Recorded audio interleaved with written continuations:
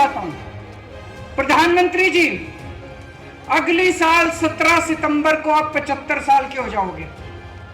अगली साल 17 सितंबर को आप रिटायर हो जाओगे। एक साल और बचा आपका प्रधानमंत्री का। मैं चैलेंज करता हूं प्रधानमंत्री जी, इस एक साल के अंदर आप अपने इन 22 राज्यों के अंदर कोई काम करके दिखा दो जो दिल्ली के अंदर काम हुए। बिजली मुफ्त करके दिखा दो, स्कूल ठीक करके दिखा दो, अस्पताल ठीक करके दिखा दो। फरवरी में दिल्ली के चुनाव हैं, फरवरी के पहले इन 22 के 22 राज्यों में बिजली मुफ्त कर दो। दिल्ली के चुनाव में मोदी जी का प्रचार करूंगा मैं। अरे भगवान से डरो तुम लोग। भगवान है इस दुनिया में, एक ही नहीं है। कौन कौन मानता है भगवान है? अरे बहुत बुरा करेगा तुम लोगों का।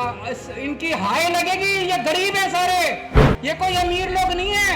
इनकी तनख्वाह रोक ली, इनकी नौकरियां छीन ली, हाय लगेगी तुमको। तुमको लगता है ऐसे तुम दिल्ली जीतोगे?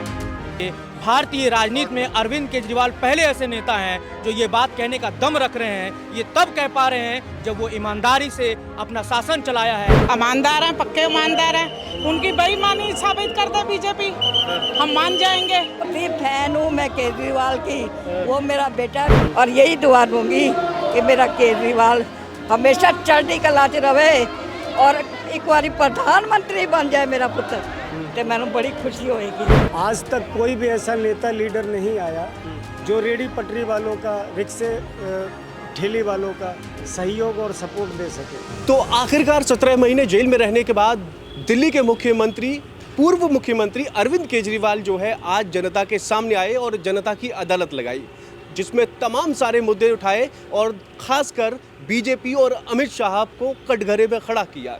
कई सारे सवाल पूछे बीजेपी से और कई सारे सवालों के जवाब दिए जनता को, और जनता से भी हमारी बात हुई। आइए जानते हैं जनता ने इस बारे में क्या कहा। आज अरविंद केजरीवाल जी ने जनता का अदालत लगाया है। मुझे तो इस बात पर अभिमान है कि मेरा मुख्यमंत्री इतना ईमानदार है कि वो जनता के बीच में आ रहा है और कह रहा है कि अगर मैं सच्चा हूँ, मैं ईमानदार हूँ तो मुझे वोट करिए, नहीं तो मुझे वोट मत करिए।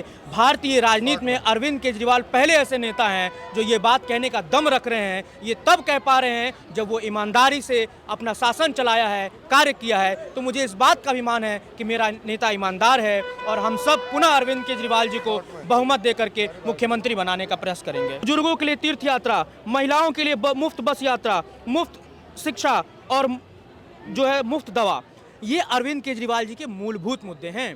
इन्हीं मुद्दों के साथ अरविंद केजरीवाल जी जुड़ रहे हैं, जनता जुड़ रही है। और ये फ्री की रेवड़ी जिसको कहते हैं ना, सत्ता भाजपा वाले कह रहे हैं फ्री की रेवड़ी, फ्री की रेवड़ी, ये फ्री की रेवड़ी अरविंद केजरीवाल बांट रहे हैं। जनता के टैक्स के पैसे से जनता को सब कुछ वापस कर रहे हैं। ये भारतीय राजनीति में पहला ऐसा राज्य है जहां जनता के टैक्स के पैसे को रिवर्ट किया जा रहा है। ईमानदार अरविंद केजरीवाल जी का दूसरा नाम ही ईमानदारी है। अगर मुझे लगता है कि आज आने वाले भविष्य में कोई अगर एग्जाम्पल दिया जाएगा ईमानदारी का, उसमें सर्वोपरि नाम अगर हो रहा तो वो अरविंद केजरीवाल जी का होगा। समर्पण, त्याग, इस नीति से जो व्यक्ति काम करता है उसका नाम अरविंद केजरीवाल है।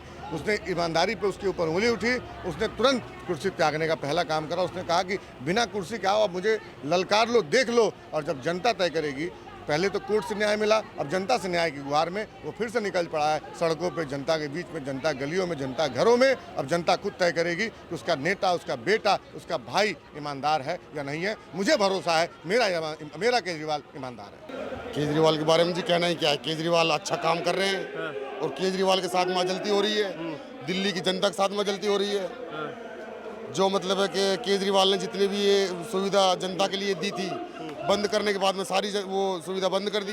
10 साल मुख्यमंत्री रहने के बाद भी उनके पास अपना घर, खुद का घर नहीं है। इसके बारे में क्या कहना है? इसके बारे में अब ये तो जनता को देखनी चाहिए। और जो ये लोग जो इनके ऊपर इल्जाम लगा रहे हैं कि भाई केजरीवाल भ्रष्ट है, केजरीवाल चोर है, अगर केजरीवाल जी चोर होते और भ्रष्ट होते तो आज केजरीवाल जी के पास में क्या नहीं होता, सब कुछ होता। देखिए, ईमानदार हैं जब तो आजकल की चपड़ासी की नौकरी को भी कोई नहीं छोड़ता है, और उन्होंने तो इतनी बड़ी उसको करा है, पोस्ट को छोड़ा है, घर छोड़ दिया, सरकारी बंगला छोड़ दिया, ठीक है, सिर्फ ये सोच के कि मुझे बेईमान बताया जा रहा है। मैं बेईमान नहीं हूँ, मैं ईमानदार हूँ, और इस ईमानदारी का सबूत ये जनता ही देगी। केजरीवाल जी की अदालत लगी है, उनके सुनने के लिए आए हैं। गलत हुआ उनके साथ, कि भी उनका पद वद सब छीन लिए।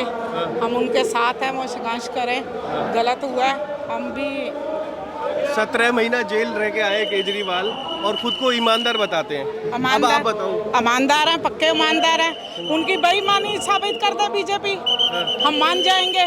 ईमानदार है जब इस्तीफा दिया। हाँ, ईमानदार है तभी इस्तीफा दिया। इस्तीफा तो इसलिए दिया ताकि आगे की सरकार गवर्नमेंट बनेगी। नहीं, इस्तीफा इसलिए दिया कि जब उनके सारी पावर छीन ली गई।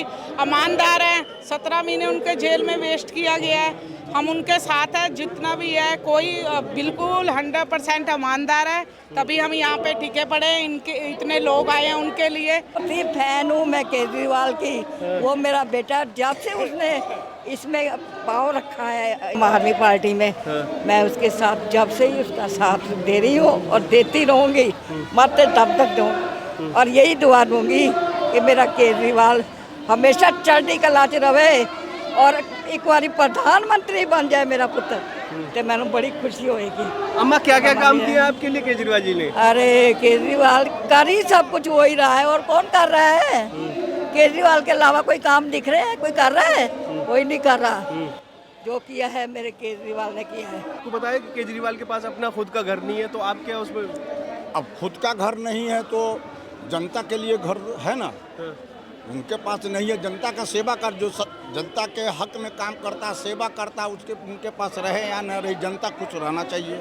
आपके लिए अभी तक क्या किया केजरीवाल जी ने? बहुत काम किए हैं। मैं आपको इतना बताना चाहता हूं कि ये जनता ही हमको असली सर्टिफिकेट देने वाली है। जनता की अदालत दुनिया में सबसे बड़ी अदालत है। आप देख रहे हैं बांग्लादेश में क्या हुआ। अगर जनता ने बिखरी तो तख्ता पलट दिया, श्रीलंका में ऐसे ही पलट दिया। आज भाजपा इतना अत्याचार दिल्ली की जनता पर और दिल्ली की सरकार पर कर रही है, ये स्थिति पैदा कर रही है। ये वोट से तो ये जीत नहीं सकते। ये नेताओं को जेल में डाल रही है, तमाम नेताओं को, हमारे वरिष्ठ नेताओं को जेल डाल दिया। लेकिन आपके माध्यम से मैं इन भाजपा वालों को ये बताना चाहता हूँ कि आप सुधर जाइए। जनता ने अब की बार 8 सीट जीती, अब की बार आपको एक भी सीट नहीं मिलेगी।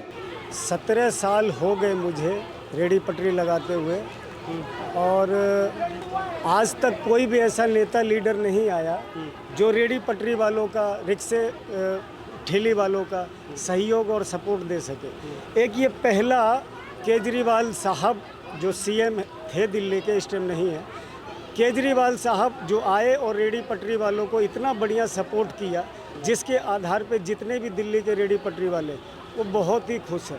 मेरा नाम डॉक्टर अल्पना मिश्रा है। कहाँ से आए आप लोग? हम लोग इटाला विधानसभा से आए हैं। अच्छा जी, और हम अपने नेता को सुनने के लिए आए हैं, उन्हें सपोर्ट करने के लिए आए हैं, उनकी ईमानदारी को सपोर्ट करने आए हैं, उनकी विचारधारा को सपोर्ट करने आए हैं। मुझे एक्चुअली बताइए, 10 साल वो मुख्यमंत्री रहे जी। 10 साल बाद उसके बाद जब 17 महीने जेल गए, जेल से आने के बाद वो आवास छोड़ देते हैं, सीएम पद त्याग देते हैं जी, उसके बारे में क्या कहना है आपको? मुझे उनको यही कहना है कि ये उनका अपना व्यू है कि वो अपनी ईमानदारी को इस प्रकार साबित कर रहे हैं। जब वो बाहर आए तो उसके बाद भी तो उनसे सारे अधिकार छीन लिए गए। जब सीएम के अधिकार उनको दिए ही नहीं गए, सारे अधिकार एलजी के पास है, तो वो बाहर आकर करेंगे क्या? तो जनता का साफ तौर पर कहना है कि एक बार फिर केजरीवाल सत्ता का सिंहासन संभालेंगे, यानी विधानसभा चुनाव होने वाले हैं दिल्ली में, और उसमें केजरीवाल एक बार फिर सत्ता की कुर्सी पर विराजमान होंगे। तो फिलहाल इस खबर में इतना ही। देखते रहिए पंजाब केसरी टीवी। हमसे जुड़े रहने के लिए हमारे YouTube चैनल को सब्सक्राइब करें और नई वीडियो की नोटिफिकेशन के लिए बेल आइकॉन को दबाएं।